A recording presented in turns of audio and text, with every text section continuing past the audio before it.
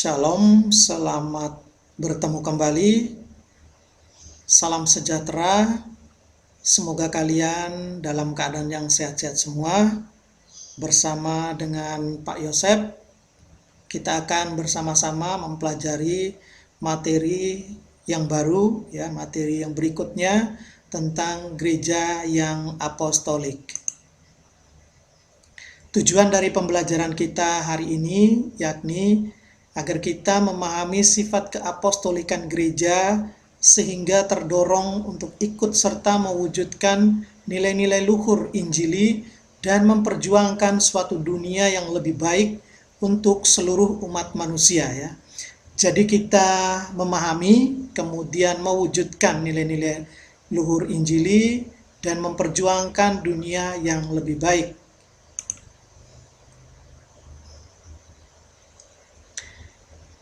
Gereja Katolik adalah apostolik karena didirikan oleh Kristus atas para apostolos. Apostolos sendiri dalam bahasa Latin artinya rasul, kemudian bahasa Yunaninya apostoloi yang berarti utusannya, dan senantiasa dipimpin oleh para penerus mereka. Jadi sesudah para rasul mewartakan Injil, mewartakan kesaksian tentang Kristus di dunia ini dan akan diteruskan oleh penerus-penerus mereka ya, seperti paus, para uskup dan sebagainya. Jadi bisa dilihat di sumbernya ada di www.katoliksitas.org ya, tinggal dilihat saja di situ.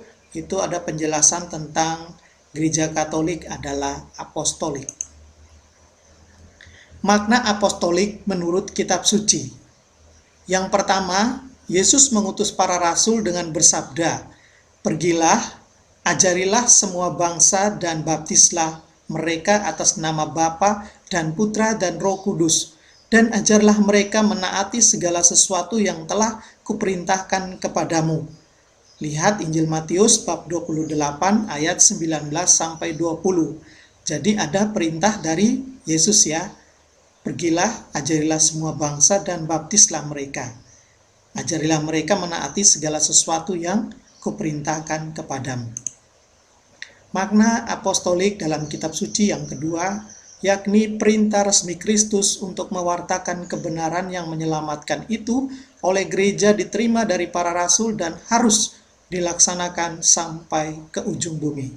Jadi setelah menerima perintah dari Kristus, ya, mereka mewartakan kebenaran yang menyelamatkan itu dilaksanakan ya sampai ke ujung bumi. Jadi sampai ke seluruh bangsa-bangsa. Untuk pendalamannya ya dari makna apostolik menurut kitab suci, pendalaman pertama boleh dicatat.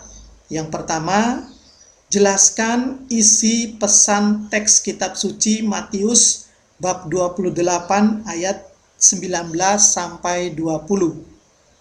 Jelaskan isi pesan teks kitab suci Matius bab 28 ayat 19-20.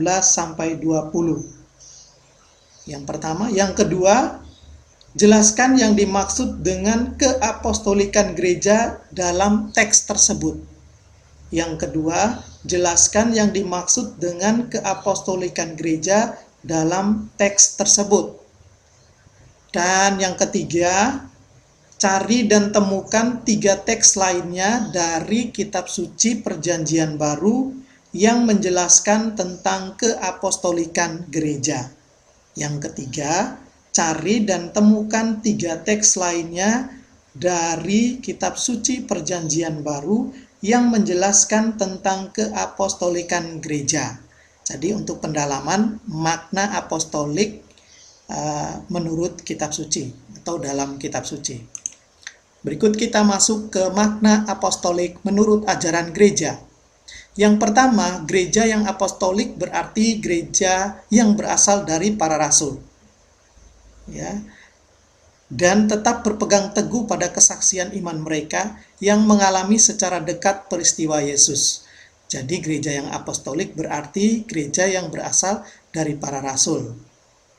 Mengapa dari para rasul? Karena mereka adalah orang-orang yang dekat dengan Yesus, ya, yang menyaksikan peristiwa Yesus, kesaksian iman mereka akan Kristus waktu mereka hidup bersama dengan Kristus. Yang kedua, hubungan historis antara gereja para rasul dan gereja sekarang tidak boleh dilihat sebagai semacam estafet dalam tanda kutip, yang di dalamnya ajaran yang benar bagaikan sebuah tongkat dari rasul-rasul tertentu diteruskan sampai kepada para uskup sekarang. Jadi hubungan historis, ya. Jadi gereja kita ini, gereja Katolik itu ada hubungan historis antara para rasul, gereja para rasul sampai gereja yang sekarang ini. Gereja Kristen itu mewarisi, ya, mewarisi ajaran dari para rasul. Berikut yang ketiga, gereja yang apostolik tidak berarti bahwa gereja terpaku pada gereja perdana. Gereja tetap berkembang di bawah bimbingan Roh Kudus dan tetap berpegang pada gereja para rasul sebagai norma imannya. Jadi tidak terpaku pada gereja perdana, berkembang, ya, di bawah bimbingan Roh Kudus, berpegang pada gereja para rasul sebagai norma imannya. Berkembang tapi tetap berpegang pada norma iman para rasul. Yang keempat, gereja disebut apostolik karena gereja berhubungan dengan para rasul yang diutus oleh Kristus. Jadi gereja itu berhubungan dengan para rasul yang diutus oleh Kristus. Hubungan itu tampak dalam legitimasi fungsi dan kuasa hierarki dari para rasul. Hierarki adalah tata susunan suci kepemimpinan dalam gereja Katolik, ya. Jadi ada legitimasi fungsi, pemberian kuasa, ya, yang benar, dan kuasa hierarki dari para rasul. Ada hubungan dari gereja para rasul yang diutus oleh Kristus. Berikut yang kelima, gereja sekarang sama dengan gereja para rasul. Bahkan identitas gereja sekarang mempunyai kesatuan dan kesamaan fundamental dengan gereja para rasul. Hidup gereja tidak boleh bersifat rutin tetapi harus dinamis, ya. Gereja sekarang ini sama dengan gereja para rasul. Jadi kita mewarisi iman para rasul, kemudian gereja sekarang berkembang dinamis tetapi juga mempertahankan identitasnya.